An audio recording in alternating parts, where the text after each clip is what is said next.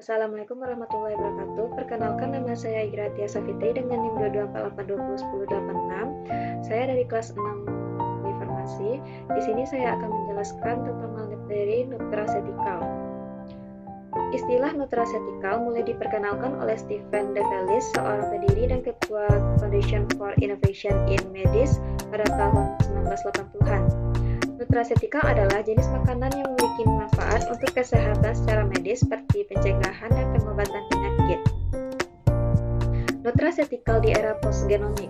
Genomika fungsional sangat membantu dalam penelitian nutraceutical dalam menjabarkan profil ekspresi gen secara global yang diinduksi oleh zat kimia dalam makanan hingga memberikan gambaran mekanisme zat tersebut.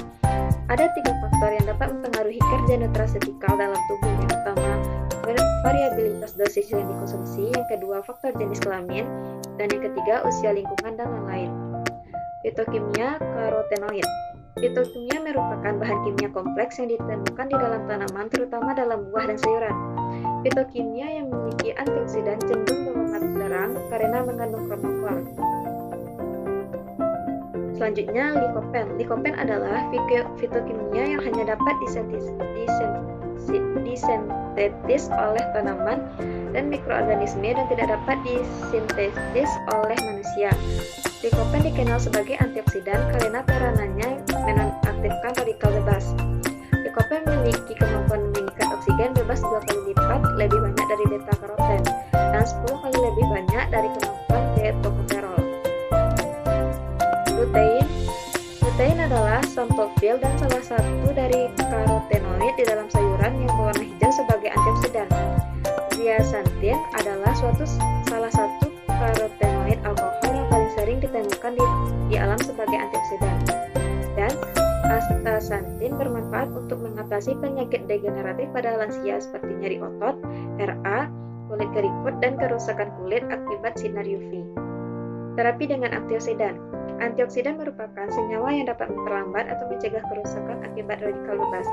Jenis produk bahan alam yang dapat digunakan sebagai nutraceutical yaitu produk yang telah distandarisasi berdasarkan kandungan fitokimianya.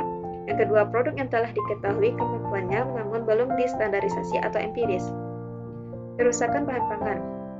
Faktor yang mempengaruhi kerusakan bahan pangan adalah jenis bahan pangan dan kondisi, dan klasifikasi bahan pangan seperti bahan pangan mudah rusak seperti susu, ikan, telur, dan daging, bahan pangan agak mudah rusak seperti buah-buahan dan sayur, dan bahan pangan tidak mudah rusak seperti sereal dan kacang-kacangan.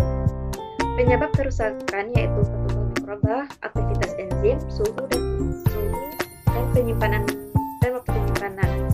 Jenis kerusakan mikrobiologis, mekanis, perubahan tekstur, kerusakan fisik, perubahan rasa, dan kerusakan biologis maupun perubahan dari aroma. Mencegah kerusakan bahan pangan. Cara untuk mencegah kerusakan bahan pada makanan adalah yang pertama, pengawetan suhu tinggi dengan menggunakan suhu tinggi untuk membunuh mikroorganisme. Metode yang dapat digunakan yaitu pemanasan, pengalengan, dan pengukusan atau perebusan singkat. Dan yang kedua, dengan pengawetan kimia. Dengan menggunakan pengawetan kimia, dengan bahan kimia yang digunakan adalah asam benzoat, nitrit, atau asam nitrat.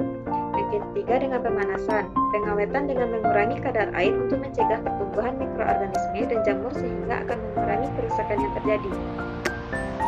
Baik, sekian penjelasan tentang nutraceutical.